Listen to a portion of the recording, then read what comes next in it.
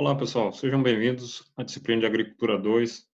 Dando sequência ao nosso plano de atividades, hoje a gente vai falar sobre a fisiologia e ecologia vegetal, fatores que afetam o desenvolvimento do vegetal. É uma aula super importante e dá base a muitas decisões de manejo dos nossos cultivos. Então vamos seguir.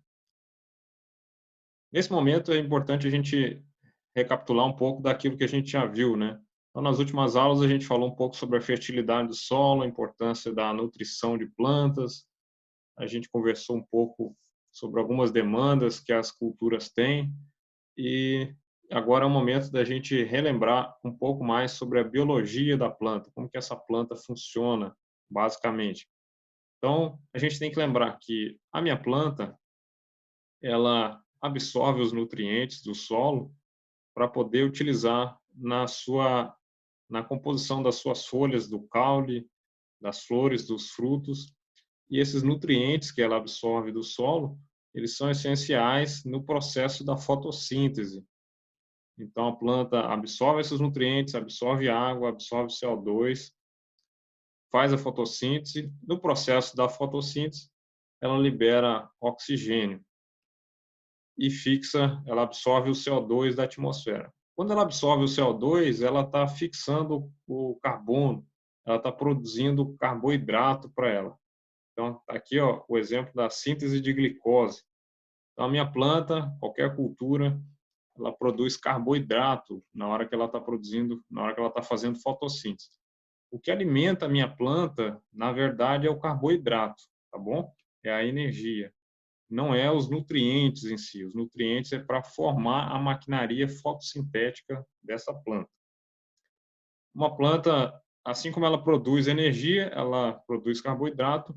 Se essa planta não estiver fazendo fotossíntese, ela continua respirando. Então, ela respira durante o dia, enquanto faz fotossíntese, e ela respira à noite também. E essa respiração ela é ainda maior quanto maior for a temperatura do ambiente. Então, aqui na respiração, ela consome a energia que foi gerada na fotossíntese, consome parte da energia. O que sobra dessa energia da fotossíntese é utilizado para o crescimento da planta, para a manutenção das células dessa planta. Entendido? É importante entender esse processo que a planta tem. Há uma relação, então, entre produção de carboidrato e consumo de carboidrato. O que a gente deseja é que a produção de carboidrato tenha que ser bem maior do que o consumo de carboidrato pela respiração. Então, vamos seguir. A gente vai entender um pouco mais sobre os objetivos dessa aula. Então, o objetivo da aula é compreender o que é a fisiologia e a ecologia vegetal. E depois a gente vai falar sobre a ecofisiologia, que é quando eu reúno essas duas áreas de estudo. Entender os principais fatores do ambiente que afetam a fisiologia da planta e como esse ambiente afetando a planta vai afetar a distribuição geográfica delas. Então, o que é a fisiologia vegetal? Então, lembrem, o que estuda a fisiologia, né? A fisiologia é o estudo das funções. Então, eu tenho a fisiologia humana, por exemplo, que estuda como que funciona o coração, como que funciona o rim, o fígado, como que funciona o cérebro. A fisiologia humana estuda as funções, o funcionamento, tá? Na fisiologia vegetal, eu tenho o estudo do funcionamento da planta, como que funciona a fotossíntese, como que funciona a absorção de nutrientes, como que funciona a respiração dessa planta, entre outros fatores que a fisiologia vegetal estuda. Então, acho que ficou bem claro o que é a fisiologia vegetal, né? Então, para aumentar a fixação de vocês, a origem do termo, a origem physis aqui, significa natureza, função ou funcionamento. E o logos vem de estudo. Então, a fisiologia vegetal, simplificando, é a ciência que estuda as funções ou funcionamento dos processos da planta, que eu já comentei. Vamos ver agora a ecologia vegetal. A ecologia vegetal a origem da palavra eco aqui vem de oikos, que é casa ou lugar onde se vive. E o logos é o estudo. Então, a ecologia é o estudo dos organismos ou grupo de organismos em relação com o ambiente. Ou seja, a casa, o lugar onde se vive, é o ambiente, é onde esses organismos se relacionam. Então, na ecologia vai estar sendo realizado o estudo do organismo com outros grupos de organismos em interação nesse ambiente. Então, esse é o foco da ecologia, tá? Estudar a relação dos organismos, sejam eles insetos, plantas, passarinhos, com o ambiente e relacionando também com outros organismos, né? Aqui está o exemplo da borboleta, junto com a planta de milho e com outras plantas, toda essa relação, esse conjunto de relações que acontecem em um dado ambiente. Então, é foco da ecologia, entender essas relações. Então, uma pergunta: o funcionamento da planta, pergunta para vocês, o funcionamento da planta, o comportamento populacional dessa planta, como que a população dessa planta cresce, desenvolve, reduz, e a distribuição das plantas, distribuição geográfica, é afetado por fatores do ambiente? Ou melhor, os fatores do ambiente, eles afetam a distribuição das plantas no nosso globo terrestre?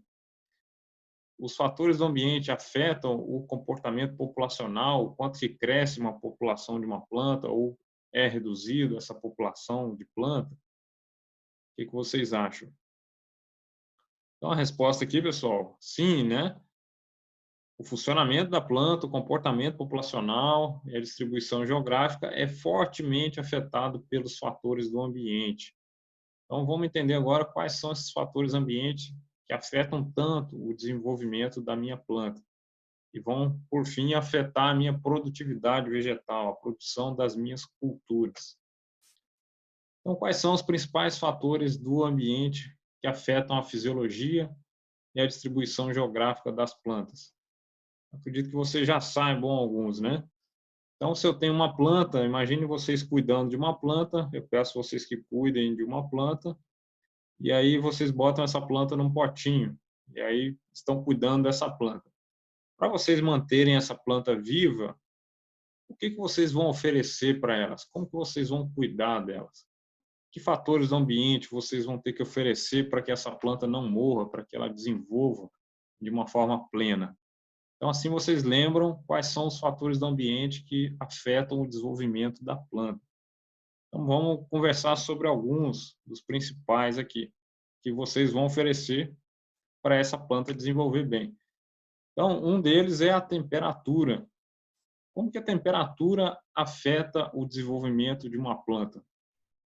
Então, imagine que cada planta, cada espécie, se eu estou falando de uma cultura que tem origem numa região fria, ela prefere temperaturas mais amenas. Uma planta que tem origem em regiões mais quentes, ela prefere temperaturas mais altas. Então, a temperatura ela afeta o cultivo de uma forma direta, como atendendo às necessidades da cultura, e ela afeta também de formas indiretas. Então, imagine que vocês devem ter visto lá que as enzimas, elas trabalham, cada enzima tem uma faixa ideal de trabalho, conforme a temperatura, uma faixa ideal de atuação, né? Então, se a temperatura fica muito baixa, essa enzima começa a não dar a mesma atividade. E se ela fica muito alta, essa enzima que eu tenho dentro da planta também não atua, ela pode perder a sua temperatura de atuação. E a temperatura, ela afeta também outros fatores, como os estômatos. Lembram dos estômatos? Estômatos são aquelas bocas, né? Estômago vem de boca. E os estômatos geralmente estão na face inferior da folha ou na face superior. Essa temperatura, se ela for muito elevada, ela pode provocar o fechamento dos estômatos. Para que serve esse estômato? O estômato serve para entrada e saída de gases na planta. E aí por ali também se perde água. Então, se esse estômato se fecha, porque a temperatura está muito alta, por exemplo, eu não tenho a entrada de CO2 e aí já paralisa a fotossíntese. Então, a temperatura vai estar diretamente afetando as minhas plantas. ok?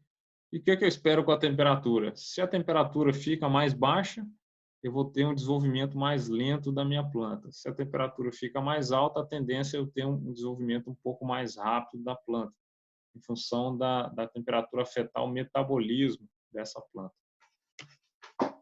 Aqui outro fator que é essencial, se vocês estão lá com a sua planta, cuidando dela, vocês vão dar, então, a temperatura adequada, não vão botar ela num local muito quente nem muito frio. Vocês vão oferecer água para elas, não vão? Então, a água que vocês vão oferecer vai ser também naquela quantidade correta. Não vão deixar a planta secar e também não vão inundar essa planta. A água é essencial para o desenvolvimento das nossas culturas. Pela água, com a água, você permite à planta o desenvolvimento dela. Por que a água é essencial para fazer essa planta crescer? A água é essencial nos processos de redução de temperatura da planta. Então, imagine, a gente toma água e a gente produz o suor, e esse suor ajuda a baixar a nossa temperatura. A água para a planta também serve, tem essa função de fazer a planta também se arrefecer, ela baixa a temperatura através da transpiração. Então, a água é fundamental também no controle de temperatura da planta. Essa água é utilizada lá no processo da fotossíntese e ela é essencial também para o crescimento das células. Então, vocês vão observar que aquelas regiões onde dá muita seca, por exemplo, é comum passar na televisão uma região que está sofrendo por uma seca muito forte. Aí você olha a planta de milho, a planta não cresce o que era esperado, a planta fica bem pequena, fica bem raquítica. Então, isso acontece não só por conta do impacto da falta de água na fotossíntese, que causa fechamento dos estômatos, mas também porque sem a água as células não crescem em tamanho. O que ajuda uma célula vegetal a crescer em tamanho é a pressão de água dentro do vacúolo dessa célula. Vai fazer essa célula expandir. Então, a água é fundamental que a gente controle muito bem e sempre ofereça na quantidade adequada. O outro fator é a luz, né? As plantas, elas não consomem diretamente os nutrientes. A gente conversou no início da aula. A planta precisa da luz para fazer a fotossíntese, ela precisa da radiação solar para fazer a fotossíntese e gerar o carboidrato, que é a energia que ela vai consumir para sobreviver e para se desenvolver. Então, o acesso à luz e à luz de boa qualidade é essencial, tá? Quando a gente fala de luz de boa qualidade, oferecer a luz, por exemplo, a radiação solar, a luz solar. É diferente de eu pegar minha planta e botar ela numa luz dessa dentro de casa, né? Que é uma luz de baixa qualidade, não vai atender à necessidade da minha planta. E eu tenho também os nutrientes, que a gente já conversou um pouco em outras aulas. Os nutrientes também são essenciais, então vocês vão fornecer também nutrientes na quantidade certa, de uma forma equilibrada, para que essa planta consiga desenvolver. Então, preciso lembrar que cada folha, cada estrutura que eu tenho na minha planta, seja raiz, seja folha, fruto, flor, ela é composta por esses nutrientes. A gente viu lá a composição da matéria seca de uma planta, né? A composição ali em torno de 5, 7% são os nutrientes que estão compondo essa matéria seca. E a ausência deles impede o desenvolvimento do ciclo da planta. Então, esses são fatores ambientais essenciais e conforme a disponibilidade e a interação desses fatores com o genótipo da minha planta, eu vou ter uma distribuição geográfica das plantas, vou ter um resultado da fisiologia dessas plantas. Então, imaginem que se a temperatura em Araquari é muito alta, é normal que a distribuição geográfica da cultura da maçã não seja aqui em Araquari, seja lá nas regiões mais frias, porque é uma cultura que está adaptada a temperaturas mais baixas.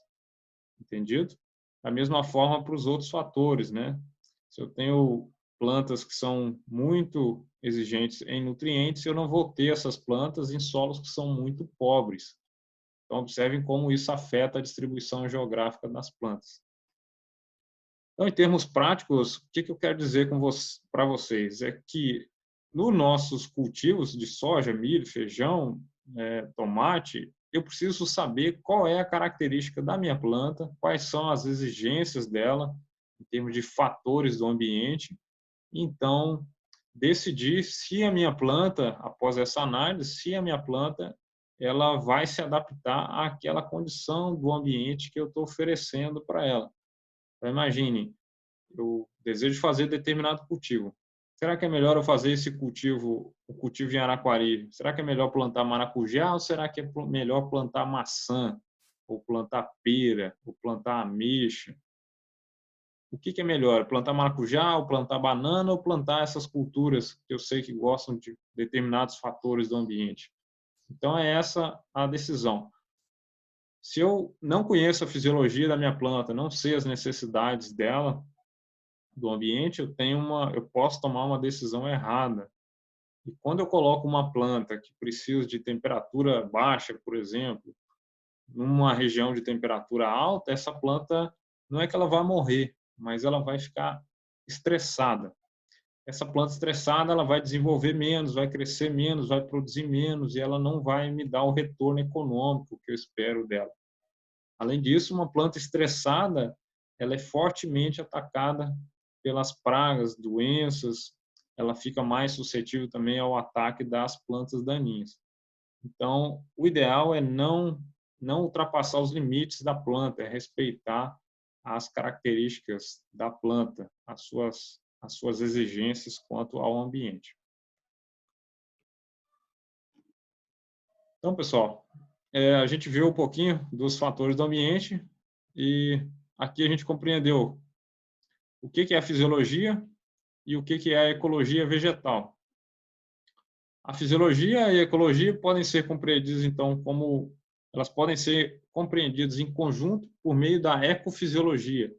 Então, eu vou estar trabalhando com vocês em outras aulas, a gente vai estar falando da ecofisiologia, que é a união, a relação da ecologia com a fisiologia. É como que essa planta é afetada pelo ambiente, como as funções da planta são afetadas pelo ambiente em interação com outros organismos ainda. Então, os principais fatores do ambiente que influem na fisiologia e ecologia vegetal, a gente viu agora, nesse momento, né? Principais fatores que vão estar afetando o desempenho da minha cultura. Então, o objetivo dessa aula, uma aula mais rápida, é entender compreender bem o que é a fisiologia vegetal e o que é a ecologia vegetal e como ela afeta, né, os nossos cultivos. Acho que eu consegui explicar um pouco isso aqui. Se vocês tiverem alguma dúvida, vocês podem mandar as perguntas no nosso grupo de interação e eu vou explicar com mais detalhes, com outros exemplos, essas relações, tá bom? Então, eu espero que vocês tenham entendido aqui com essa aula os principais fatores do ambiente que afetam a fisiologia e a distribuição geográfica das plantas e como isso impacta na nossa decisão de qual o cultivo que eu vou realizar na minha região de interesse. Tá joia? Então, um abraço, bons estudos e a gente fica à disposição.